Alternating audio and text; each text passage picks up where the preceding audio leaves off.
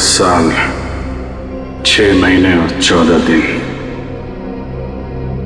वफादारी के साथ अपना फर्ज निभाने के बाद मुझे ये मिलता है।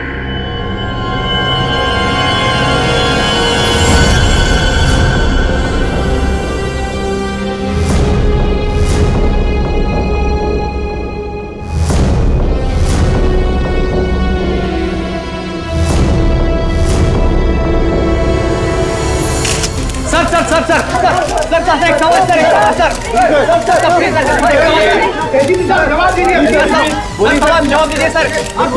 क्या ये सच है कि आपने सर बताइए क्या ये सच है कि आपने खून किया है? आखिर आपने उस आदमी को जान से क्यों मारा? 17 साल 14 दिन 6 महीने काम करने के बावजूद भी आपने हर अपने खून किया।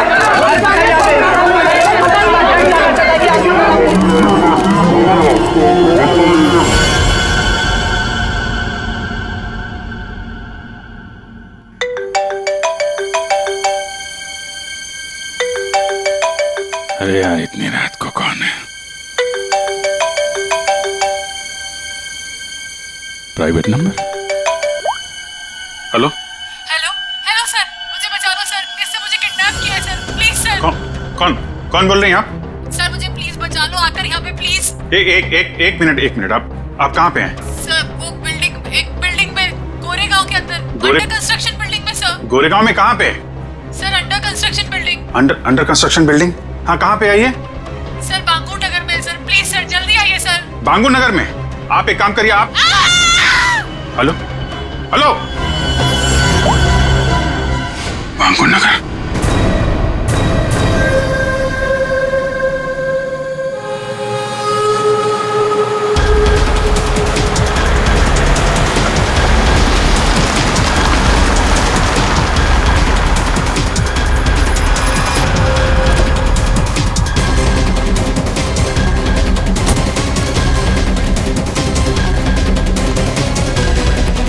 कोई है यहाँ पे?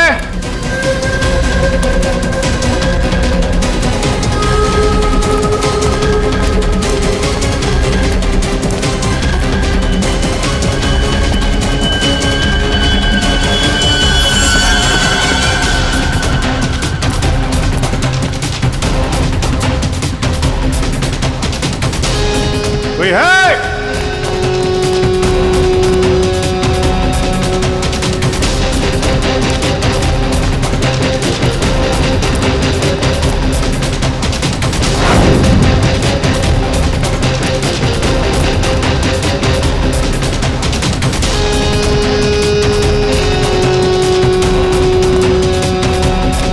कमाल है, ये बिल्डिंग छान मारी,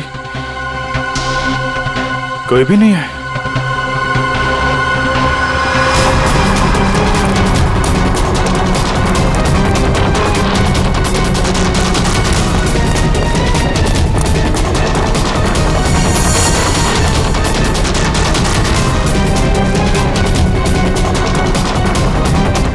लगता है किसी ने मजाक किया था मेरे साथ।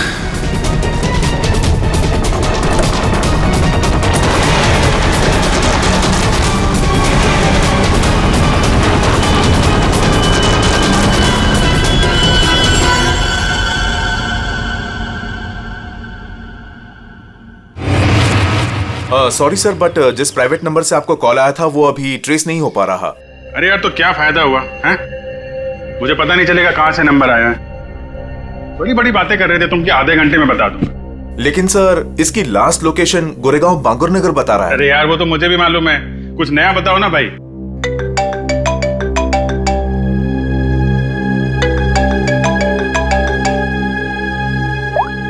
हाँ दे अभिजीत, जल्दी से गोरेगांव बांगुर नगर आ जाओ।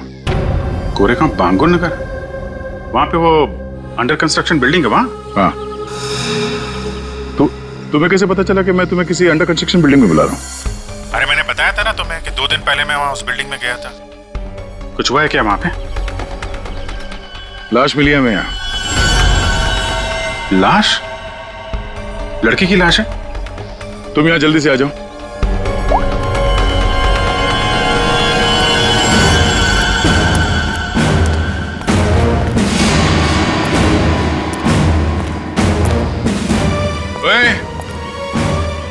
क्या चल रही है? हाँ? क्राइम सीन है ये, कोई पिकनिक स्पॉट नहीं। यहाँ पे फोटोग्राफ्स नहीं निकाल सकते। दोबारा देखा ना, ये मोबाइल फोन ये सब जब्त कर लूंगा।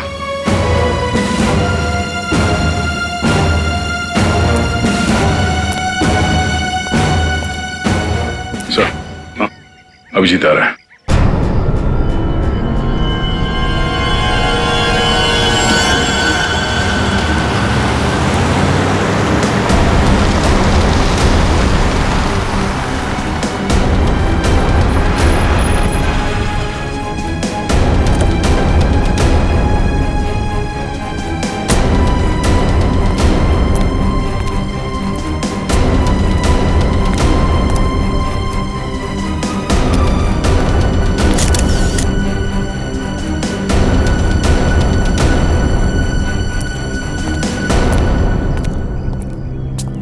क्या बात है? किसकी बॉडी है? अरे बताना यार, क्या सस्पेंस बना रखा है? फोन पे भी कुछ नहीं बताया। अभिजीत, पहले लाश देख लो।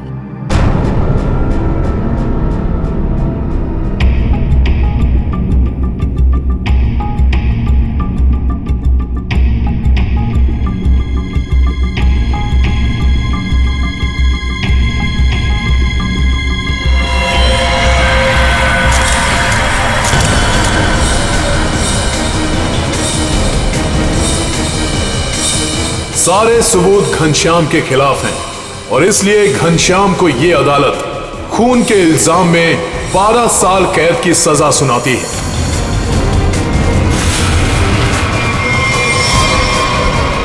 जो 12 साल की कैद नहीं, फांसी होनी चाहिए थी, फांसी। जिस दिन तो बाहर आएगा ना, मैं छोड़ूंगा नहीं तुझे। अभिजीत, छोड़ो उसे। क्या कर रहे हो तुम? ये तो घनश्याम है सर। क्या हुआ? किसने मारा इसको? कब? ये तुम हमें बताओगे अभिजीत।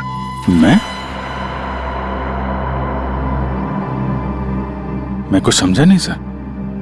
अभिजीत, घनश्याम ने आखिरी बात तुमसे बात की पूरे 45 सेकंड तक। नहीं सर, मुझे कोई कॉल नहीं आया। मैंने इतने सालों में इससे कभी बात भी नहीं की है। तो फिर घनश्याम के फोन पर तुम्हारा नंबर कैसे? 2 दिन पहले लास्ट कॉल किया था उसने, और वो भी तुम्हें। ये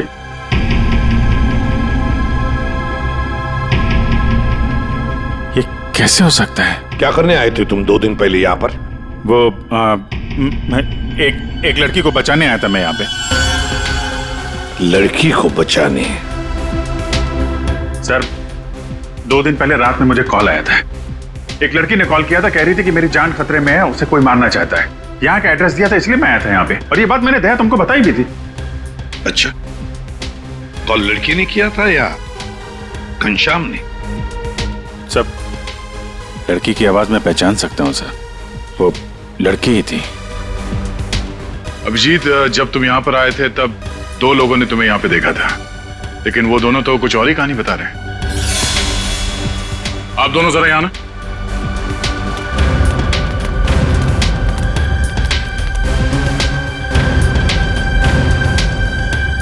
क्या यही थे वो? हाँ साहब, ये साहब रात के 3 बजे बिल्डिंग से बाहर आ रहे थे। ये थोड़े घबराए हुए से लग रहे थे। इन्हें देखकर ऐसा लग रहा था जैसे सर ये अभी अभी किसी से लड़के आ रहे हैं। वो इसलिए क्योंकि मैं यहाँ परेशान हो गया था। उस लड़की को ढूंढने के लिए पूरी बिल्डिंग ऊपर से नीचे छान मारी सर। मैं 2 घंटे यहाँ पे था। मैं सच कह रहा हूँ सर, कोई मुझे फंसा रहा है सर। ठीक है, आप दोनों जा सकते हैं। Thank you. अभिजीत, 2 दिन पहले घनश्याम ने तुम्हें फोन किया, उसी घनश्याम ने जिसे तुमने जान से मारने की धमकी दी थी 12 साल पहले, और आज उसकी लाश मिली है हमें।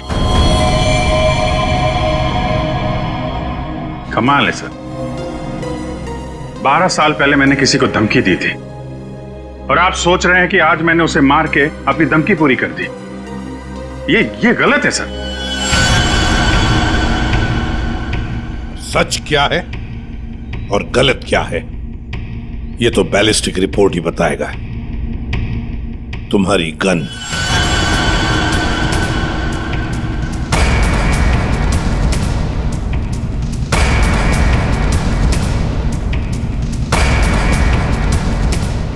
अभिजीत, गन।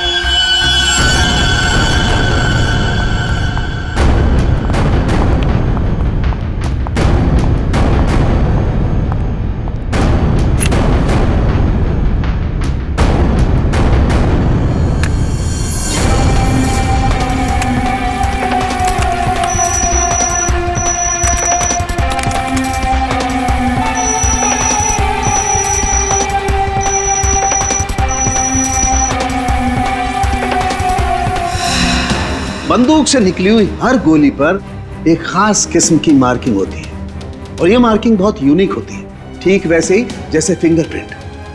अगर दो गोलियों पर एक जैसी मार्किंग है तो मतलब दोनों गोलियां एक ही बंदूक से चलाई गई हैं। लेकिन बॉस, अगर दो गोलियों पर अलग अलग मार्किंग है तो मतलब साफ है दोनों गोलियां अलग अलग बंदूकों से चलाई गई हैं। बॉस, ये वो गोली है जो हमें घनश्याम की बॉडी में से मिली है और ये वो गोली है जो अभी अभी मैंने अभिजीत की गन से चलाई है। दोनों गोलियां एक जैसी हैं। इसका मतलब साफ है कि दोनों गोलियां अभिजीत की गन से चलाई गई।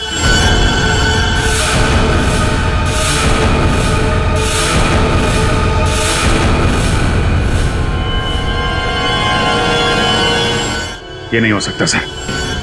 उस रात मैंने अपनी गन से कोई फायर नहीं किया था। ये गलत है। अभिजीत, तुम मेरे टेस्ट को गलत साबित नहीं कर सकते। जो हकीकत है वो सबके सामने है। लेकिन सर, आपको पता है वो लड़की का कॉल आया था मुझे वहां जानबूझ के बुलाया गया था सर, और वहां पे वो घनश्याम की लाश वहां पे रख दी। ये किसी की चाल है सर। अभिजीत सही कह रहे हैं, इन्हें जरूर कोई फंसाने की कोशिश कर रहा है।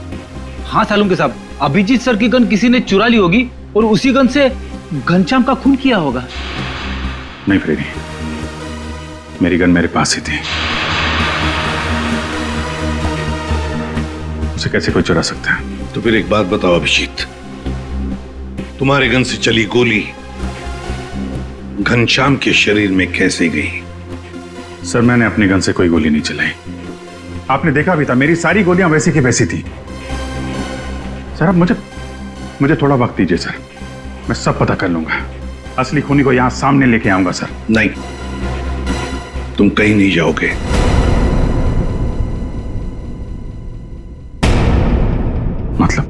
मतलब इस केस की इन्वेस्टिगेशन से तुम दूर रहोगे।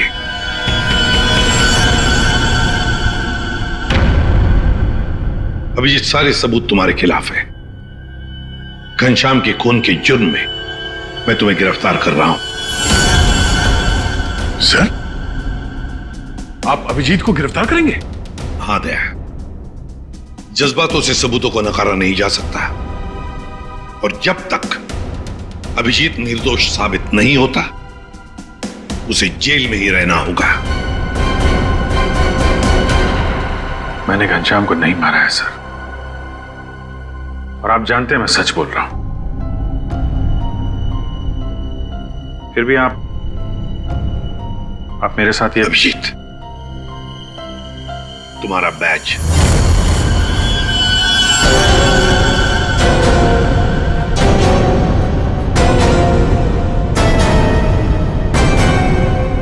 सब अभिजीत, तुम सीआईडी के एक जांबाज ऑफिसर हो और हम सबको तुम पर गर्व है, मगर मैं कुछ नहीं कर सकता। मेरे हाथ कानून से बंधे हैं।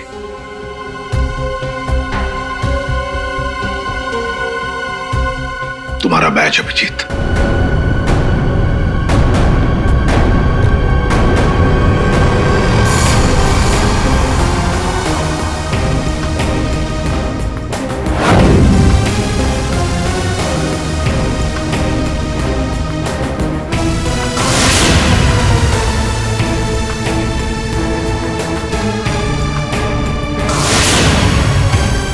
ये खून किया क्यों? 17 साल 6 महीने 14 दिन काम करने के बावजूद भी आपने इतना बड़ा गुनाह क्यों किया? सर मुझे ये जानना चाहता है कि आपने ये गुनाह किया क्यों? सर बताइए सर बताइए सर।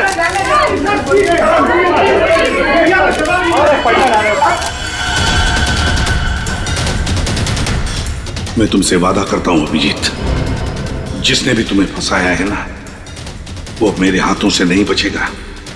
जिंदा गाड़ दूंगा मैं, जिंदा गाड़ दूंगा उसे। 17 साल 6 महीने और 14 दिन वफादारी के साथ अपना फर्ज निभाने के बाद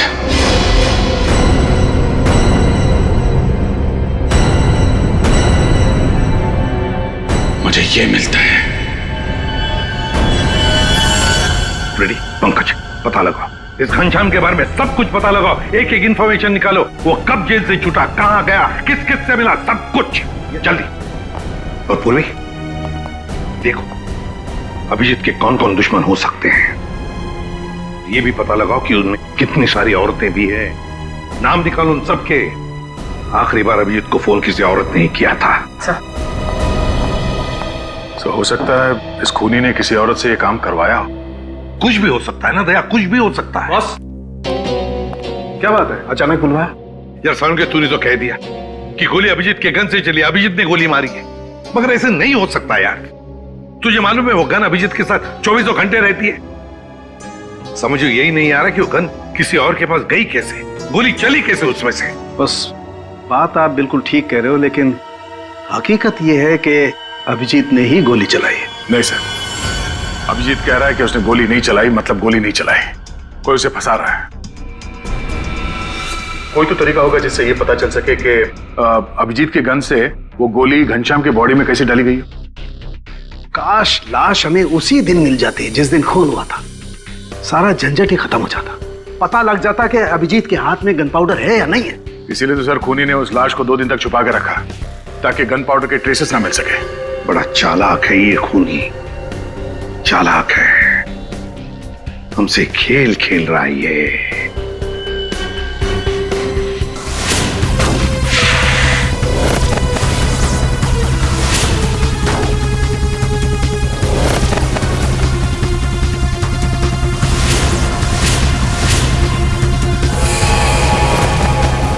माय गॉड, ये मैंने क्यों नहीं सोचा।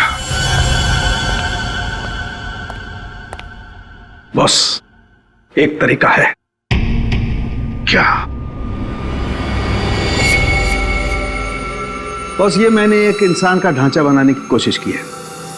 हड्डियां तो आप लोग देख ही रहे हैं, और इसके अंदर ये जो छोटे छोटे जेल के पैकेट्स हैं, ये समझ लो इसके अंदर के ऑर्गन्स हैं। दया तुम एक काम करो, इस पर इस तरीके से गोली चलाओ कि गोली इसकी हड्डियों को चीरती हुई सीधी इसकी दिल पर जाकर के लगे।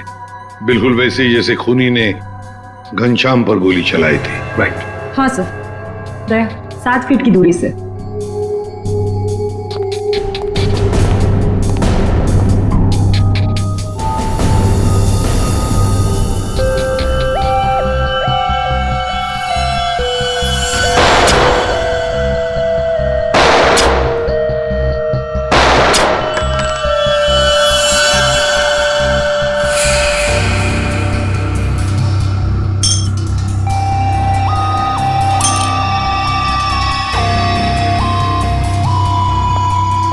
ये देखिए सर, ये सारी गोलियां आगे से थोड़ी दब गई हैं, पिचक गई हैं।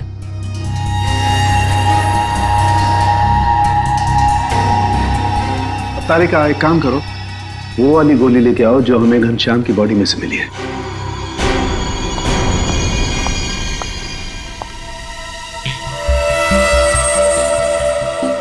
ये गोली तो एकदम ठीक है सर, कहीं भी बिल्कुल दबा हुआ नहीं है। बिल्कुल ठीक। बॉस जब गोली किसी हार्ड सरफेस से जाकर के टकराती है तो आगे से थोड़ी सी दब जाती है, पिचक जाती है।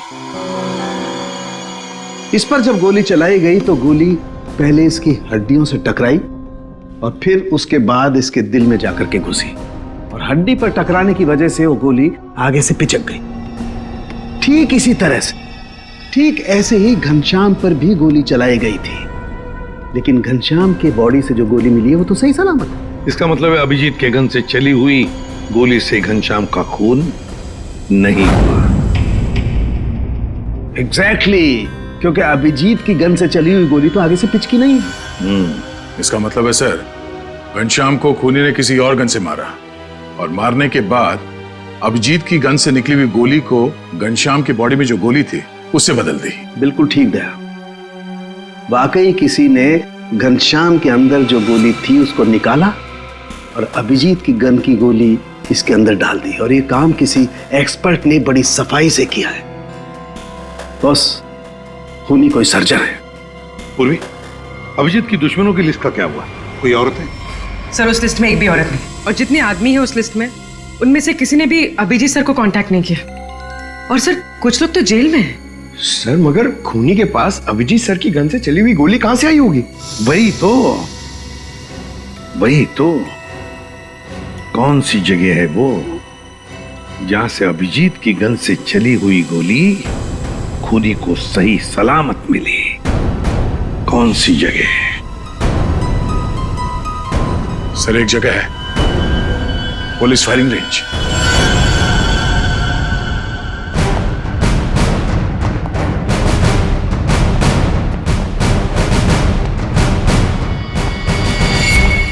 अभिजीत, तुम आखिरी बार पुलिस फायरिंग रेंज में कब गए थे? मेरा ख्याल है 15-20 दिन पहले गया होगा। क्यों? किसी ने तुम्हारी गन से निकली हुई गोली घनश्याम की बॉडी में डाल के तुम्हें फंसाया।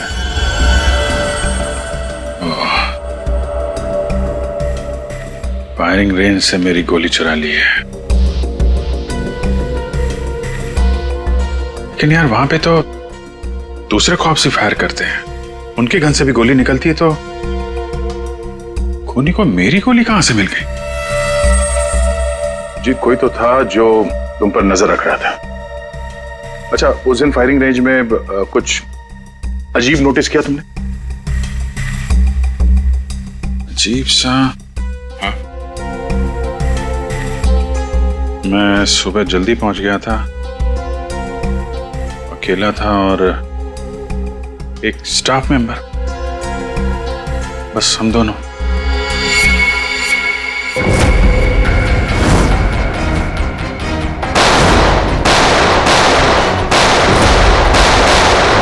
Firing range.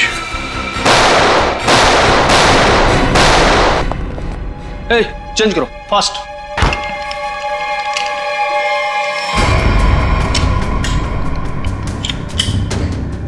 हे दया, कैसे हो बड़ी? गुड। भाई काफी दिनों बाद यहाँ आए हो। यार वो अभिजीत के बारे में न्यूज में देखा, सच में? अरे यार राजेंद्र, मैं फिलहाल जल्दी में हूँ, कुछ काम है, हम लोग बाद में फुर्सत में बैठ। हाँ ठीक है, बाय बाय। सर यहाँ पे फायरिंग रेंज में जितने भी स्टाफ हैं आपके, मतलब ये कैंटीन वाला, पियोन, सफाई वाला, सिक्योरिटी, इन सबके आईडी डिटेल चाहिए हमें अभी।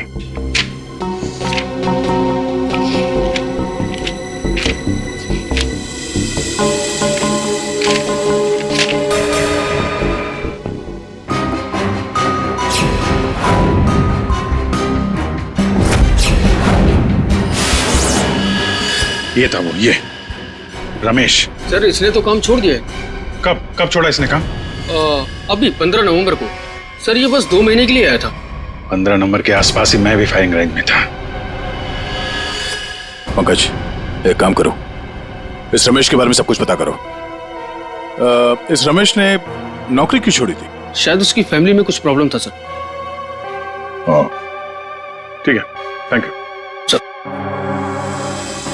जी, तुमने इस रमेश को पहले कभी देखा है? नहीं, बस उसी दिन देखा था फायरिंग रेंज में, उसके पहले नहीं देखा था इसे। हाँ, और फायरिंग रेंज में रमेश के अलावा कोई और नहीं था? नहीं, कोई नहीं था। मैं था, ये था और कोई नहीं। जरा याद करने की कोशिश करो, उस दिन क्या हुआ, क्या था? मतलब इस रमेश के बारे में क्या याद है? मैं सुबह वहां पहुंचा और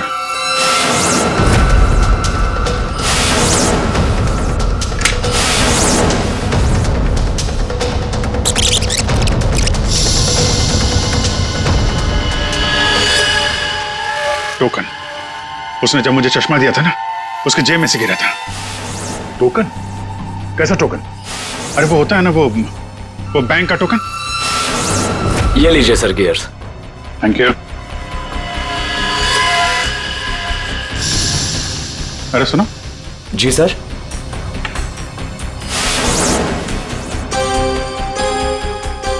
ये देखो, ये क्या तुम्हारे जेब से गिरा टोकन जैसा?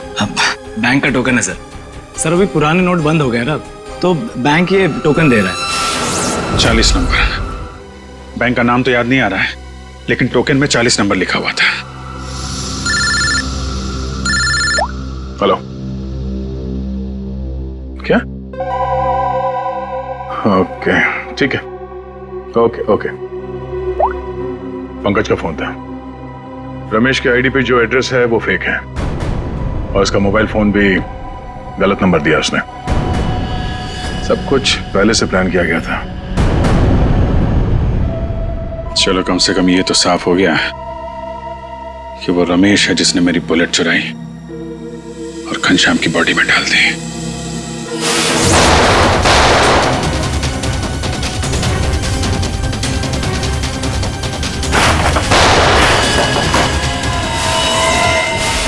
पर वो ऐसा कर क्यों रहा है? पता करते हैं।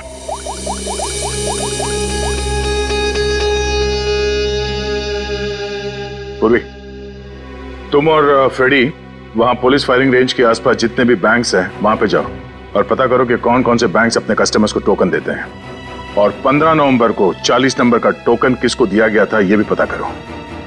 मैं तुम्हें एक फोटो भेज रहा हूं, हमें इस आदमी को ढूंढना है।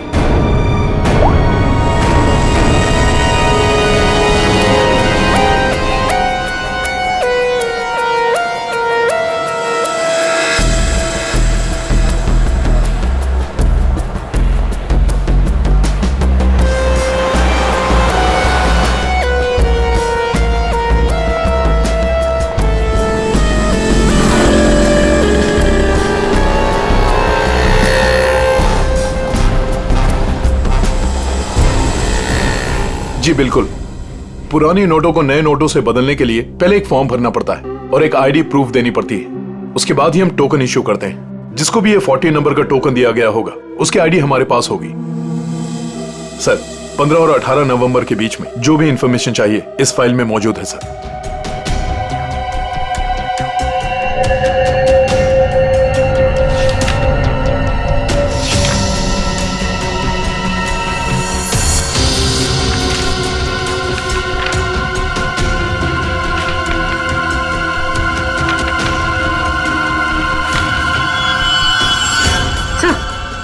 सर यही वो आदमी जिसकी फोटो दया सर ने हमें भेजी।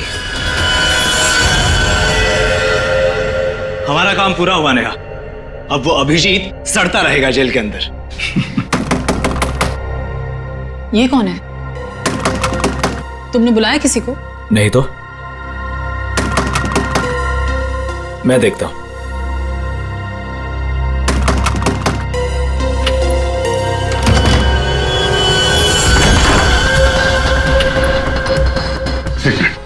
मेरे पीछे सीआईडी पड़ी हुई है। प्लीज, मुझे आपकी मदद की जरूरत है। CID officer Abhijeet? मैं आप लोगों को कुछ नहीं करूंगा। मुझे सिर्फ छुपना है। मुझे छुपा लो।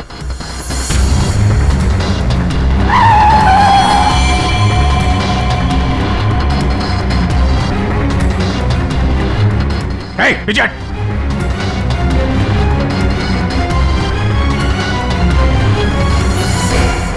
ये यहाँ क्या कर रहा है? पता नहीं। अभिजीत, हमें पता है तुम अंदर हो। बेहतर यही होगा कि तुम अपने आप को सरेंडर कर दो। नहीं sir.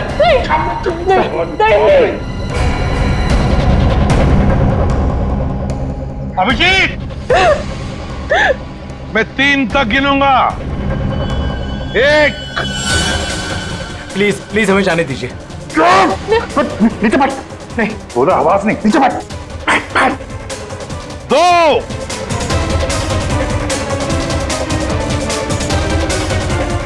3।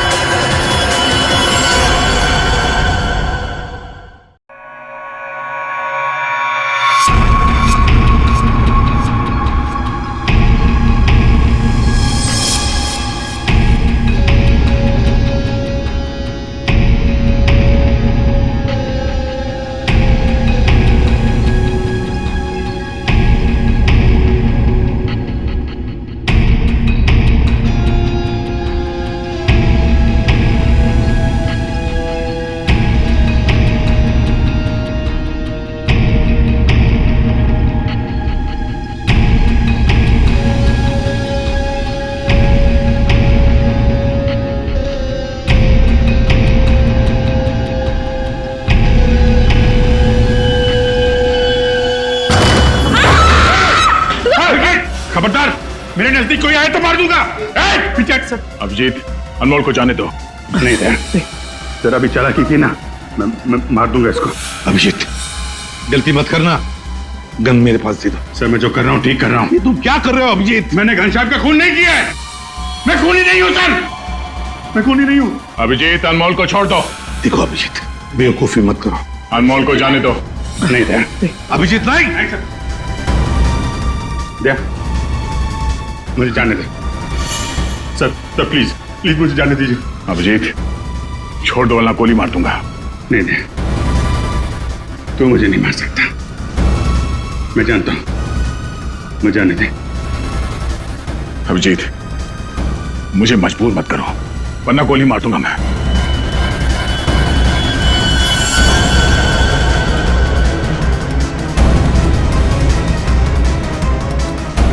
Sir sir please gun रख दीजिए सर।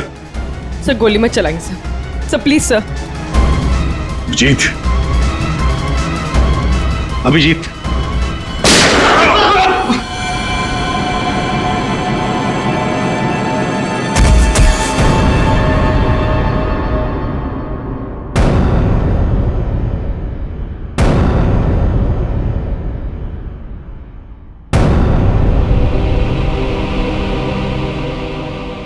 अभिजीत,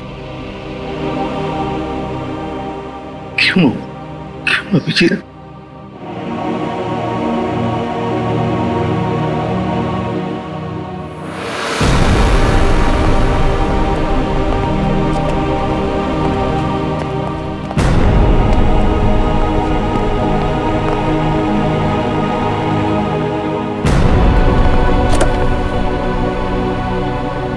अब आप लोगों को कोई खतरा नहीं है। हमारी वजह से आपको जो भी तकलीफ हुई उसके लिए मैं माफी चाहता हूं।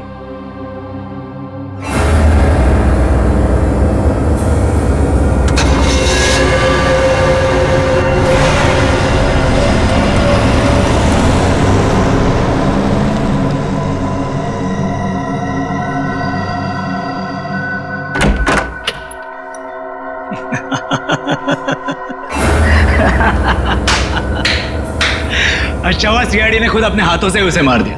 हमने तो अभिजीत को सिर्फ जेल भेजने की प्लानिंग की थी, लेकिन सीआईडी ने तो उसे जान से ही मार दिया। अच्छा हुआ कि वो यहीं मर गया, वरना ये जेल में सड़ सड़ के मरता। घनश्याम का कत्ल किया हमने और फंस गया बेचारा अभिजीत।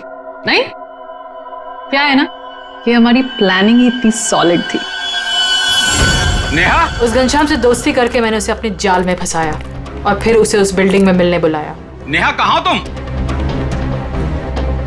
कहाँ चली गई? बोला था यहाँ इंतजार कर रही हूँ।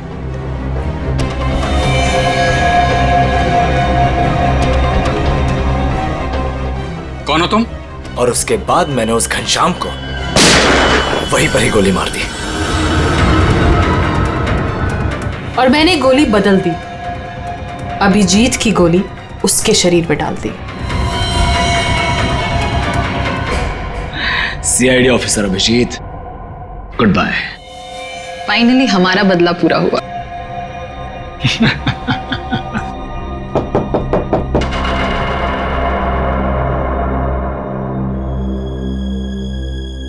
अब कौन है?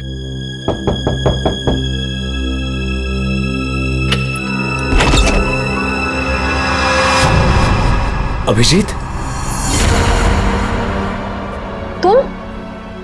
तुम तो मर चुके थे ना? क्या करें, मेरा कुछ सामान यहाँ छूट गया है, वही लेने आया था।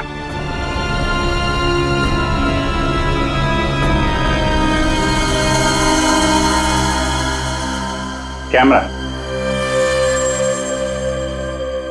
जो तुम लोग यहां बोल रहे थे वो सब मैं रिकॉर्ड कर रहा था। सारी कहानी साफ हो गई है?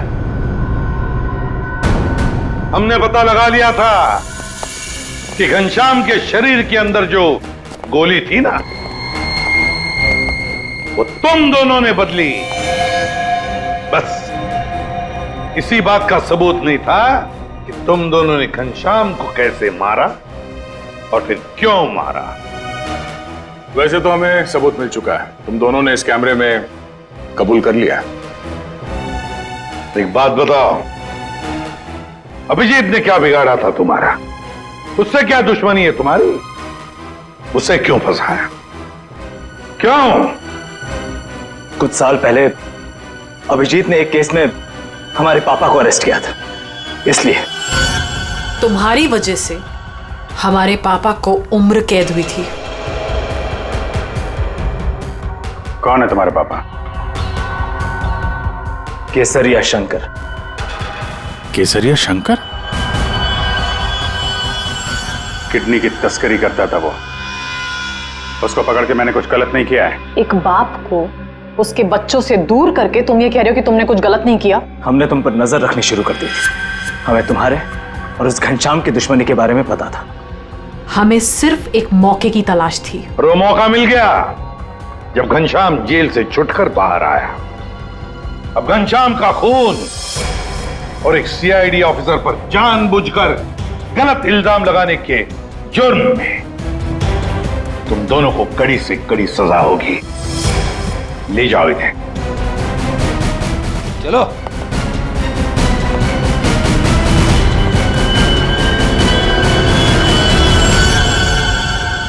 अभिजीत, काम पे लग जाओ।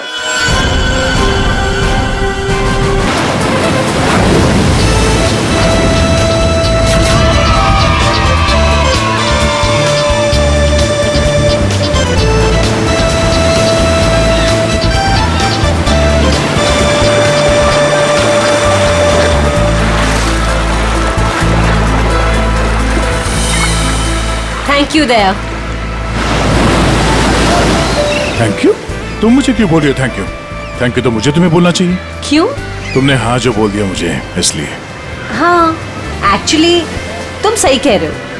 कोई लड़की पागल ही होगी जो तुम जैसे पुलिस वाले को हाँ कहेगी। एक्चुअली थैंक यू बोलना तो आपका बनता है।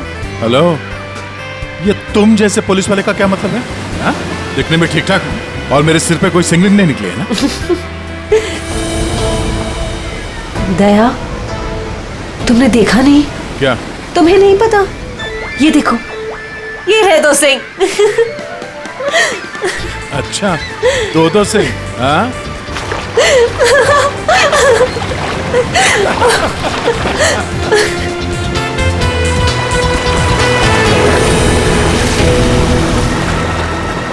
क्या हुआ?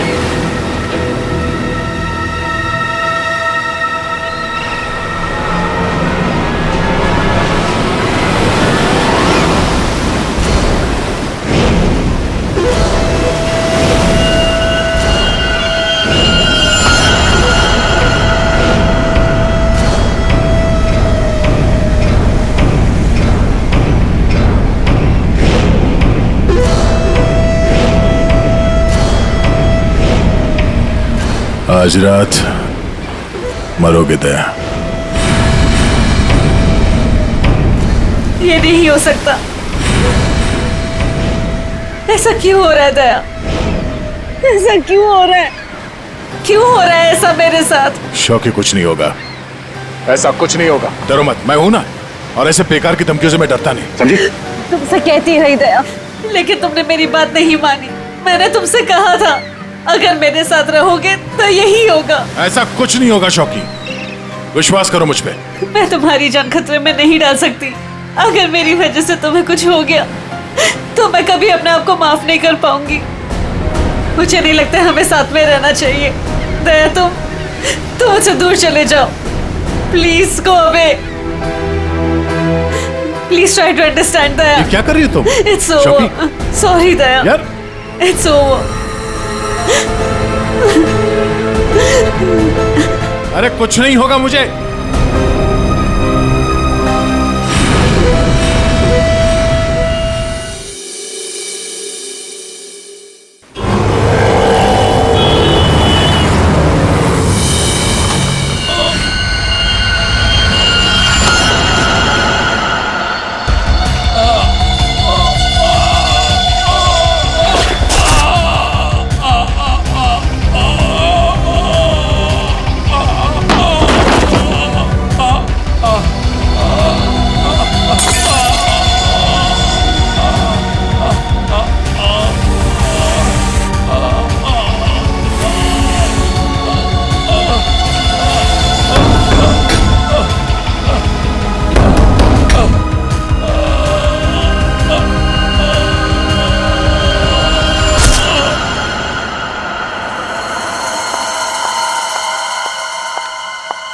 मैम, ये सीआईडी का ही ऑफिस है?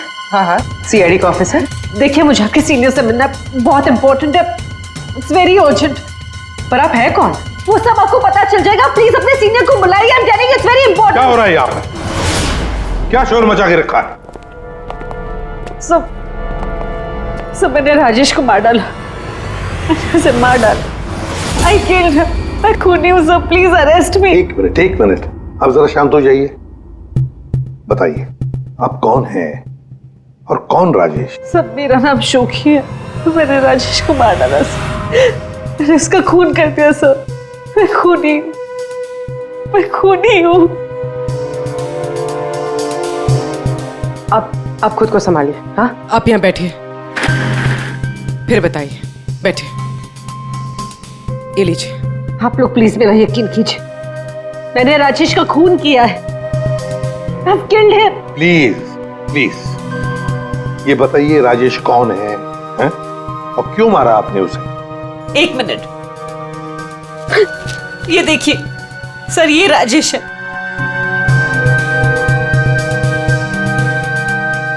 अरे, इसमें तो लिखा है कि राजेश की मौत हार्ट अटैक से हुई। Heart attack? अगर इस आदमी की मौत हार्ट अटैक से हुई है तो आप ये क्यों कह रही है कि आपने राजेश को मारा है? ये झूठ है। राजेश की मौत हार्ट अटैक से नहीं हुई। राजेश को मैंने मारा।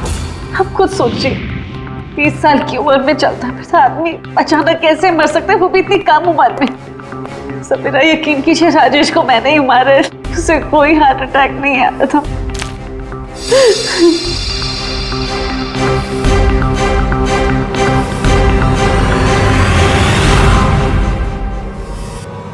क्या नाटक कर रही हैं आप? कैसा नाटक है? क्या करना चाहती हैं आप यहाँ पर? इस बैगेज टैग पर आज की डेट है। जब तुम शहर में थी ही नहीं तो राजेश को कैसे मार सकती हो? ये सच है सर कि मैं शहर में नहीं थी। मैं पिछले 1 हफ्ते से दिल्ली में थी। उस वीकेंड पर राजेश को सरप्राइज देना चाहती थी, और जब मैं उसके होटल पहुंची तो मुझे पता चला कि राजेश।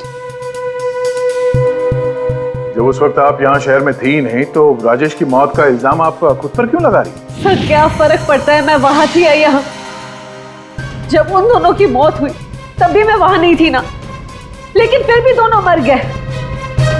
एक मिनट, क्या राजेश के अलावा कोई और 2 लोग भी थे क्या? जी सर, गौतम और नितिन, और अब राजेश। तो मैंने तीनों को मार डाला सर। सब प्लीज अरेस्ट मी।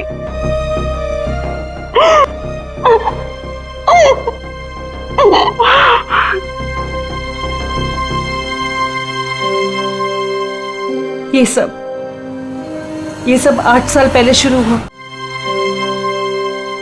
ये सब 8 साल पहले शुरू हुआ।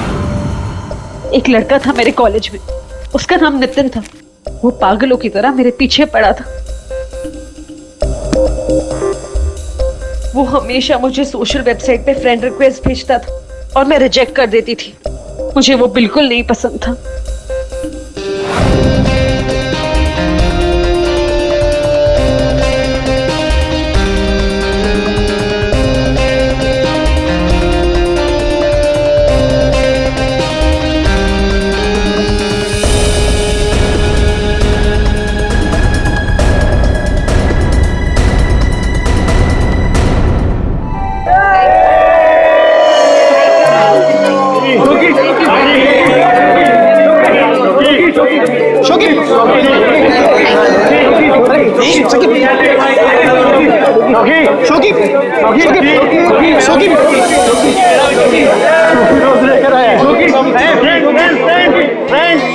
देखो शोकी को कौन प्रपोज करने आया? नितिन। नितिन नितिन नितिन नितिन नितिन नितिन नितिन। क्या रे डबल बैटरी? देखो चश्मे वाली आंखें से भी नहीं दिखाई दे रहा। एक काम कर, चश्मे पे भी चश्मा पहन ले।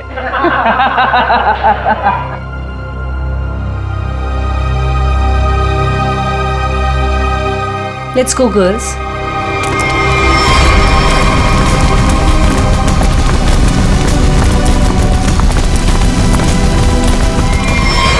मैं जानता हूं कि तुम मुझसे नफरत करती हो।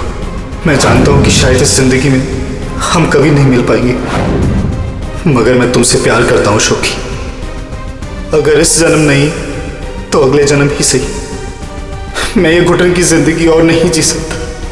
मैं तुमसे बहुत दूर जा रहा हूं, हमेशा हमेशा के लिए। शायद हम फिर कभी मिले, फिर किसी जन्म में, जब तुम मुझे प्यार करोगे।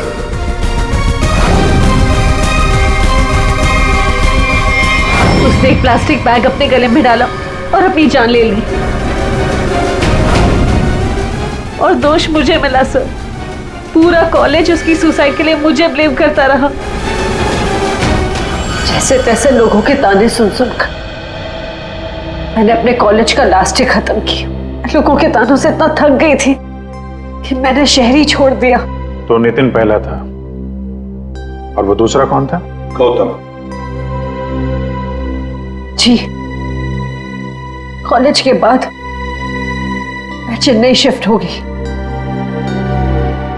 हाँ, मैं गौतम से मिली। पहले हम दोस्त थे, फिर एक दूसरे को चाहने लगे। एक दिन अचानक मुझे कॉल आया कि गौतम की मौत हो चुकी। गौतम की मौत की वजह हार्ट अटैक थी, बिल्कुल वैसे ही जैसे राजेश की हुई। नितिन की मौत इन दोनों के 8 साल पहले हुई। समझ में नहीं आता कहीं क्या इन तीनों की मौत का कोई कनेक्शन हो सकता है क्या? गौतम की मौत के बाद मैंने बाहर जाना बंद कर दिया। ना किसी से मिलती थी, ना किसी से ज्यादा बात करती थी। बहुत अकेली पड़ गई थी। तब मैं वो मीटिंग साइट पर गई और वहां मेरी बात राजेश से हुई।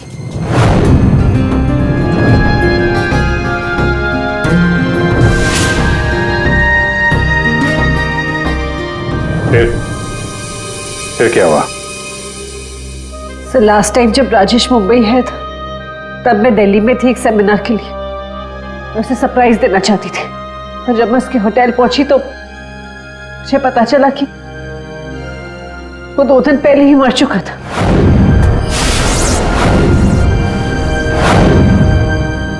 मैं जानती हूँ कि सब कुछ जो भी हो रहा है ना, ये नितिन की आत्मा कर रही है मुझसे बदला लेने के लिए। सब प्लीज, आपके हाथ जोड़ती हूँ, आप प्लीज मुझे गिरफ्तार कर लीजिए। मुझे सजा मिलनी चाहिए। सब मैं खूनी हूँ, I'm guilty। प्लीज मुझे अरेस्ट कर लीजिए। सबूत चाहिए, सबूत। आत्मा वात्मा पर हम लोग विश्वास नहीं करते, समझे आप? सर आप मेरा तो विश्वास कीजिए जब मैं कह रही हूँ कि तीनों का खून मैंने किया है, ये सब मेरे वजह से हो रहा है सर। प्लीज मुझे अरेस्ट कर दीजिए, मेरी बात का यकीन कीजिए। सर आप मेरे साथ चलिए। सर खून मैंने ही किया है सर।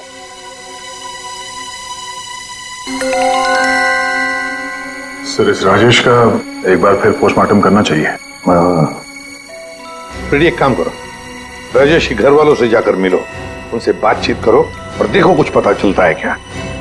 और उस डॉक्टर का भी पता लगाओ जिसने राजेश का डेथ सर्टिफिकेट लिखा था।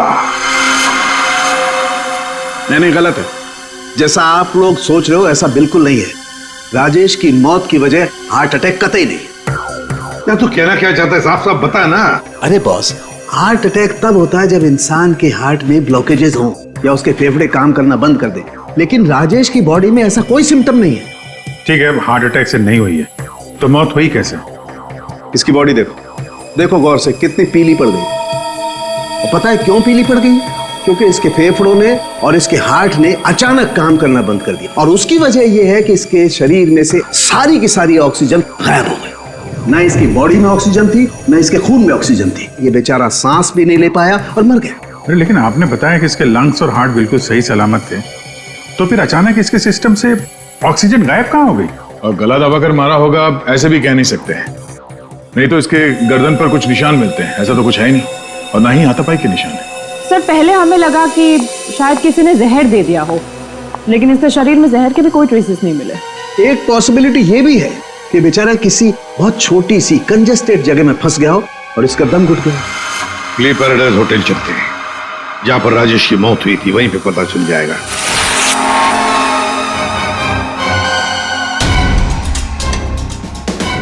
सर सामान तो बिखरा पड़ा है। ऐसा लग तो रहा है कि मरने से पहले हाथ पांव मारे। बहुत तड़पा होगा बेचारा। जब आप लोग यहाँ पर आए तो क्या देखा आपने? सर दरवाजा लॉक था, अंदर जाने के लिए हमने दरवाजे को तोड़ा। जैसे हम अंदर घुसे, मिस्टर राजेश यहीं दरवाजे में पड़े हुए मिले।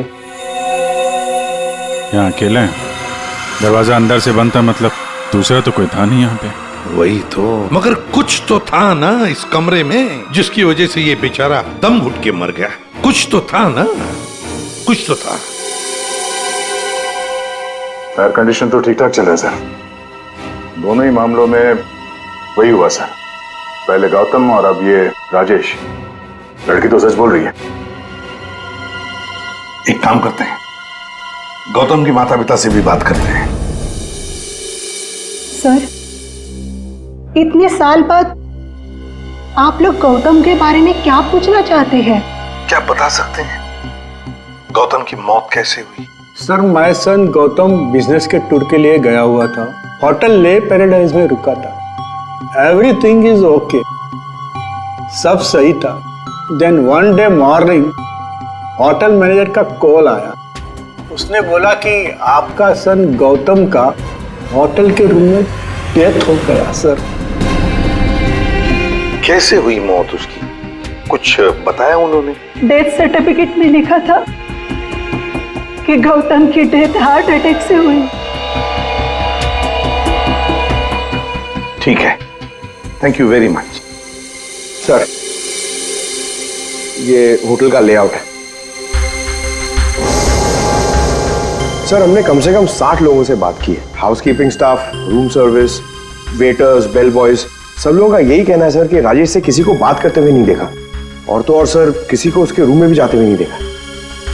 सर होटल के सभी पॉइंट्स पर सीसीटीवी कैमरास लगे हैं, लॉबी, कॉरिडोर, हॉल, ऑलमोस्ट सब जगह। सर हमने उसकी फुटेज भी चेक की, लेकिन ऐसा कुछ भी नहीं मिला जिसे देखकर शक हो।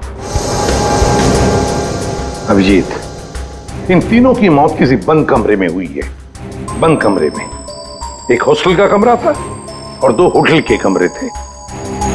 लेकिन ये इत्तेफाक नहीं हो सकता अभिजीत, कहीं ना कहीं तो इन तीनों की मौत का एक दूसरे से संबंध है।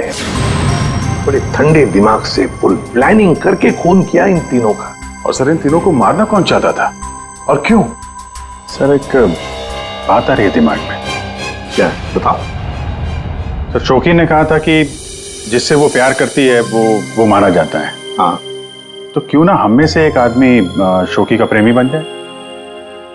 प्यार का नाटक करने लगे। खूनी को लगेगा कि शोकी का नया प्रेमी आ गया और वो उसके पीछे पड़ जाए। व्हाट एन आइडिया सर जी। पर कौन? आइडिया बड़ी अच्छी है अभिजीत, है ना? कौन जा सकता है? मैं चला जाता। अगर मैं शादीशुदा नहीं होता तो। Abhijit,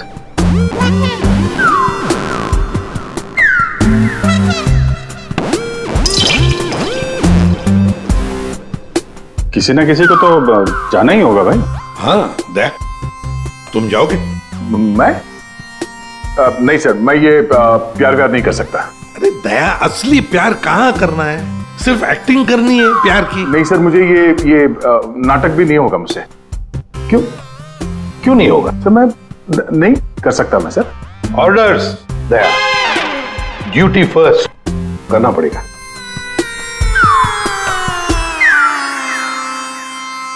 fine sir, good.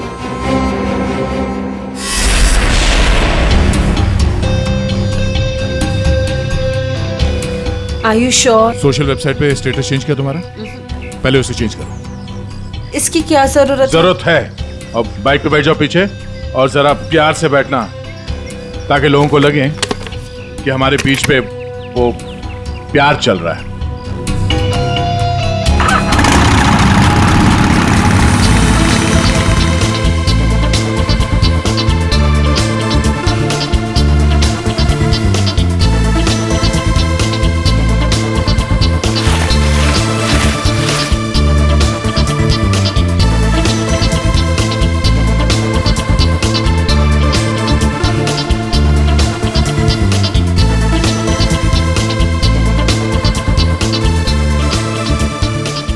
अरे आज चाय वाय का इंतजाम कुछ किया जाए, ये अकेले खाया जा रहा है। हाँ, मैं लेके आता हूँ।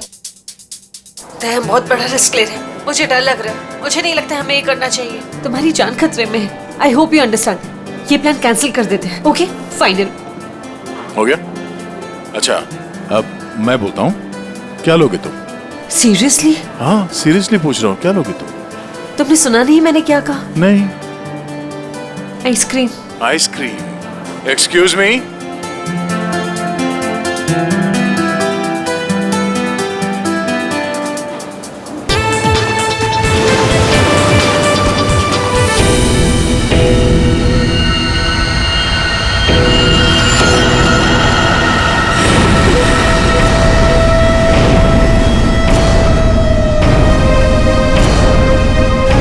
अरे कुछ नहीं होगा मुझे। टुनाइट यू डाई दया, आज रात को तुम्हारी मौत है दया। खतरे का निशान आया है तो खतरा भी आएगा। आने दो खतरा अभिजीत। खतरा आने से पहले हम ऐसी चाल चलेंगे कि यह खुद अपनी जाल में फंसने वाला है। हाँ सर। दया, तैयार रहना। ठीक है सर।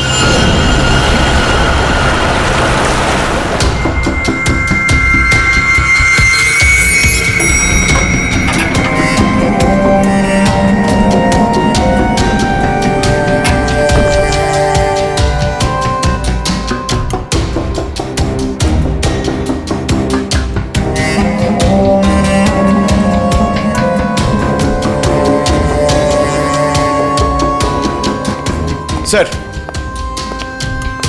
ये कैमरा नंबर 1, कैमरा नंबर 2 और वहाँ पे कैमरा नंबर 3 सर।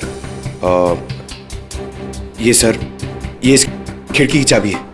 इनकेस ये खिड़की खुलती नहीं है सर और कुछ हो जाता है तो ये ऑक्सीजन टैंक भी यहाँ पर है। और ये कान में लगा लीजिए सर। माइक, ये माइक है sir. All the best sir. Thanks.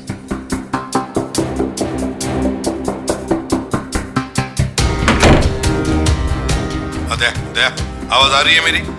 हाँ सर, आ रही है। Good, be alert.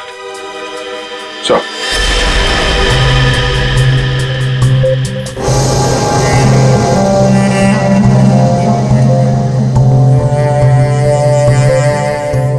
सच बताऊं, मुझे दया सर के लिए थोड़ा डर लग रहा है। अगर दया सर को कुछ हो गया ना तो मैं सीआईडी की नौकरी छोड़ दूंगा। उस आत्मा ने दया सर को कुछ कर दिया तो? नहीं सर, I'm sure ऐसा सब कुछ नहीं होगा। और तो फिर तू डर क्यों रहा है? दया, तुम यहाँ क्या करो? ये होटल रूम नहीं, मौत का कुआं है। लिसन प्लीज, मेरे साथ वापस चलो। चलो तुम यहाँ पर क्यों आई हो? मुझे कुछ नहीं होगा, तुम जाओ जाओ। ये क्या कर रहे हो आप लोग? ये क्या कर रहे हो आप लोग? इसकी जान खतरे में डाल रहे हैं। तुम खुद को मारना चाहते हो? कोई सुसाइड मिशन है ये? प्लीज मेरी बात सुनो। अगर उसे पकड़ना ही है ना तो दूसरे और बहुत तरीके हैं, लेकिन ये तरीका नहीं।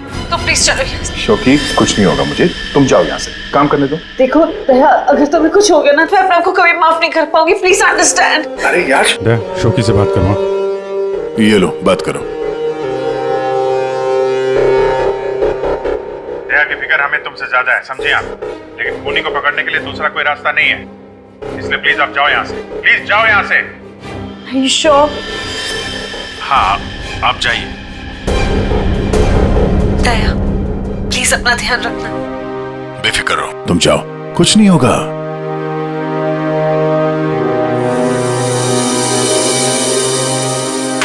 दया, दया, अंदर से लॉक मत करना। हाँ अभिजीत।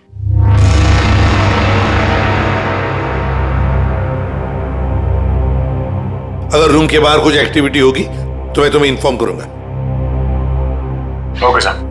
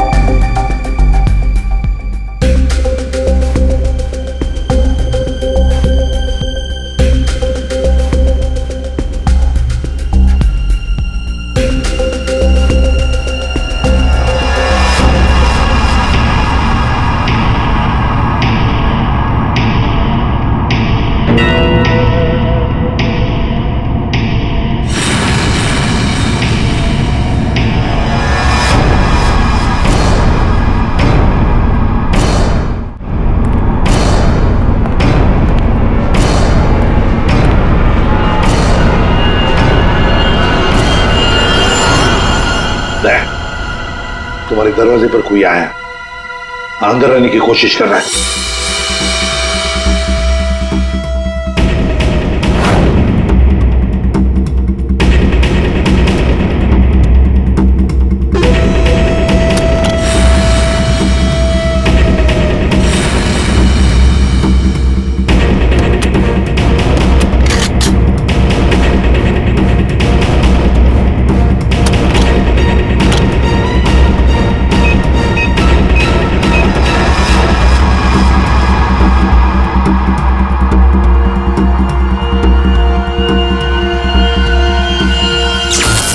माय गॉड, ये लाइट कैसे गई? फ्रेडी जल्दी जाओ, देखो फ्यूज बॉक्स देखो। जाओ जल्दी देखो, जल्दी देखो। दया, पता नहीं साउंड जा रही है कि नहीं। दया, दया, समझ में नहीं आ रहा। बेटे क्या हुआ? दया, दया, दया, दया सर। क्या हुआ फ्रेडी? जिंदा हूं अभी।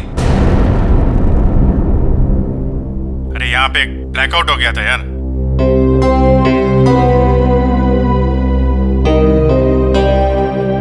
सो रहा है? सो जा। अब लोरी सुनाओ इसे।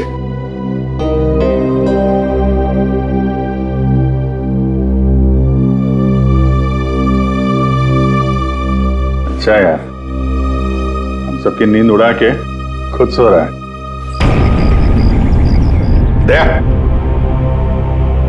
हाँ सर। क्या भाई, क्या हाल है? अभिजीत, ये शोखी का हर आशिक होटल के कमरे में मारा गया है। तो इस बार तो ऐसा कुछ हुआ नहीं है। कहीं ऐसा तो नहीं कि खूनी का मन भर गया हो होटल के कमरे में मारते मारते? दया, सर। अभी के अभी चेकआउट करो। चेकआउट क्यों सर? मैं कहता हूं ना दया, आ जाओ।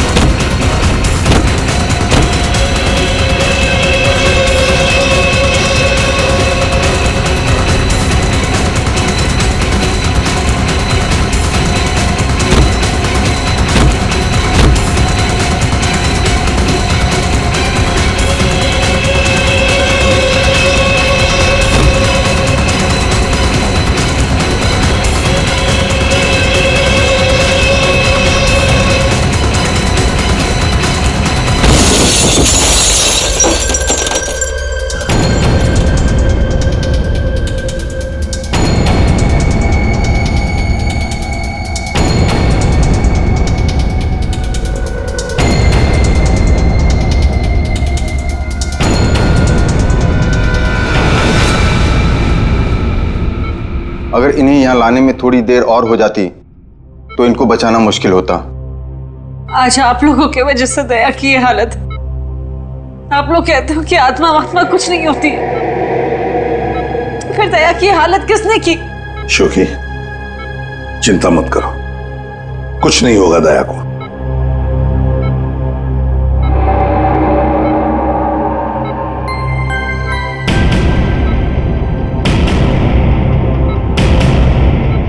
दया, दया, डॉक्टर साहब, थैंक गॉड तुम्हें होश आ गया। दया, मेरी वजह से तुम्हारी ये हालत है, मुझे माफ कर दो। मैंने डिसाइड कर लिया, इस शहर छोड़कर चली जाऊंगी। मैं नहीं चाहती कि मेरी वजह से किसी की भी जान खतरे में आए। सॉरी शोकी, अगर तुम यहां से चली गई तो हम उस खूनी को कभी पकड़ नहीं पाएंगे और तुम जिंदगी भर अपने आप को उन तीनों की मौत का जिम्मेदार मानती रहोगी। हाँ शौकी, दया सही कह रहा है, तुम रुक जाओ प्लीज, रुक जाओ।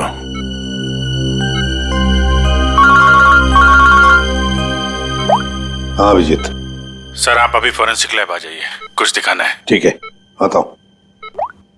दया, निकलना होगा। सर जिस गाड़ी में दया की हालत खराब हुई थी, वो गाड़ी हमने पूरी तरह छान मारी।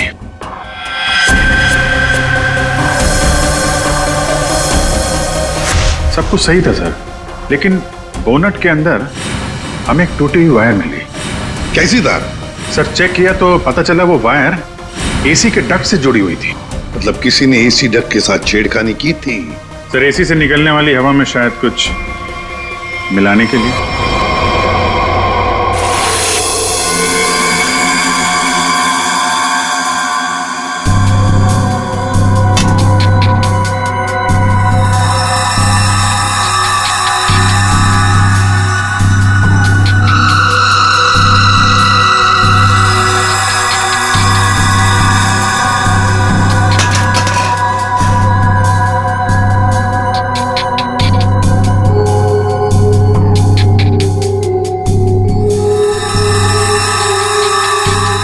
ओए साणुखी, हमें भी तो बता यार।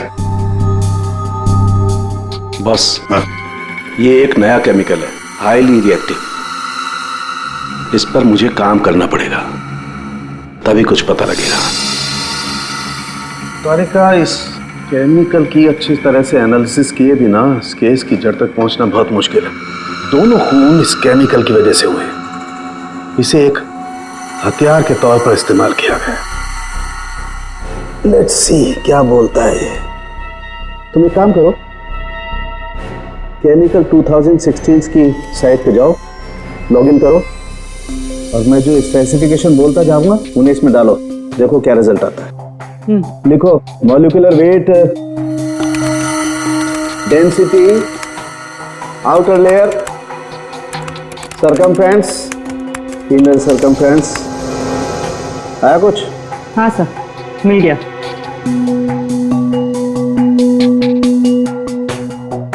माय गॉड, एक मिनट।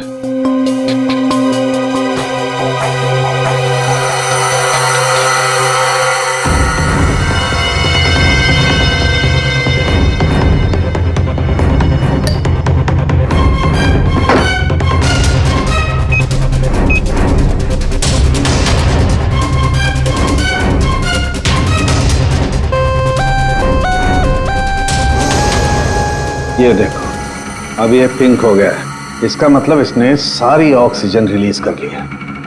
तारिका, बुला लो सबको। बता फिर मुझे। बॉस, हम जो सांस लेते हैं उसमें सिर्फ 20% ऑक्सीजन होती है, 20%। बाकी 80% तो नाइट्रोजन और दूसरी गैसेस होती है। हाँ, लेकिन ये जरूर है कि 20% ऑक्सीजन की वजह से ही हम लोग जिंदा रहते हैं। लेकिन सोचो, अगर हवा में से ये 20% ऑक्सीजन एकदम गायब कर दी जाए तो खेल खत्म।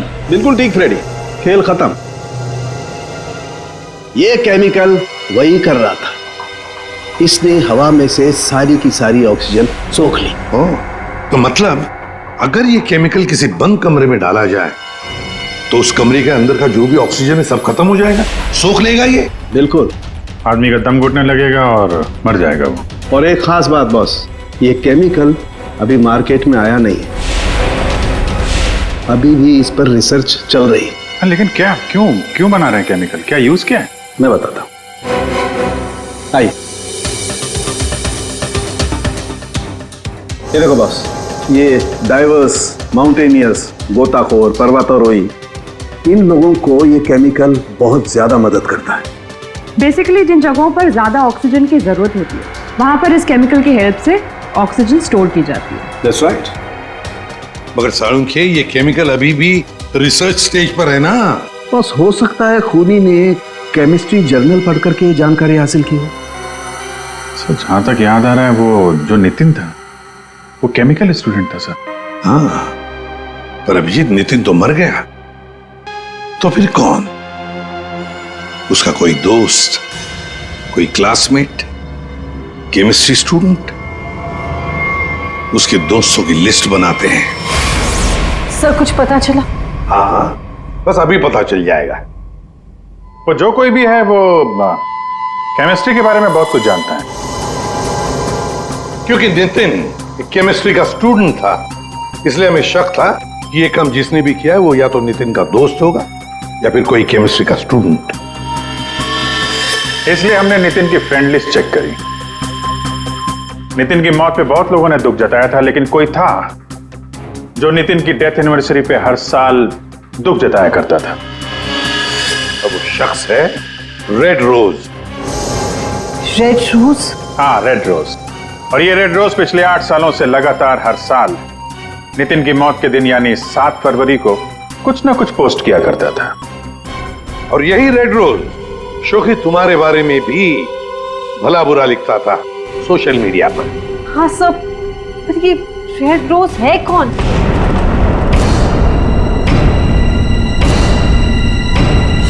राजश्री। ये तो मैं जानती हूँ, हमारे कॉलेज में पढ़ती थी। सर, ये चेहरा देखा हुआ है। जरूर देखा होगा। जब राजेश आपके होटल में चेक इन करने आया था तो ये भी आई थी, रीना बनके।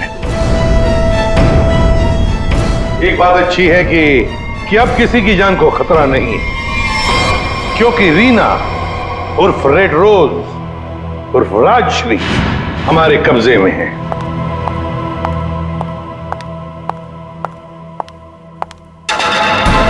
अरे अरे, कहाँ जा रही है? बहुत जल्दी में लगता है। चलिए हमारे साथ, हम छोड़ देते। यू आर अंडर अरेस्ट, चलो। ये राशि तुम्हें कॉलेज के टाइम से फॉलो कर रही थी, अलग अलग भेस बदल कर। क्यों किया तुमने ऐसा? गौतम और राजेश ने तुम्हारा क्या बिगाड़ा था? तुमने उन दोनों को क्यों मारा? नितिन ने तुम्हारा क्या बिगाड़ा था? हाँ? क्यों जान ली तुमने उसकी? मैं नितिन से प्यार करती थी, लेकिन उसने अपनी जान दे दी इसकी वजह से। इसलिए मैंने हर उस आदमी को मारा जो तुमसे प्यार करता था। उसने मुझसे मेरी सारी खुशियां छीन ली, तो मैं इसको कैसे खुश रहने दूं? हाँ? और मैंने कुछ गलत नहीं किया, कुछ गलत नहीं किया मैंने। राजश्री, अपने प्यार को खोने के दुख में तुमने 2 मासूम लोगों की जानें ली। अब जिंदगी भर जेल में ये सोचते बैठना कि क्या तुमने सही किया और क्या गलत किया। ले जाओ इसे।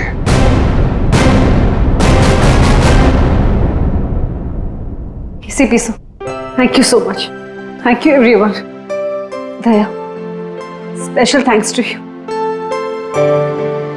आपने अपनी जान खतरे में डालकर मैं जिस गिल्ट में रह रही थी उसे हटा दिया। Thank you so much. अरे कोई नहीं, ये तो हमारा फर्ज है। शोकी, हम सब की तरफ से good luck. Thank you sir.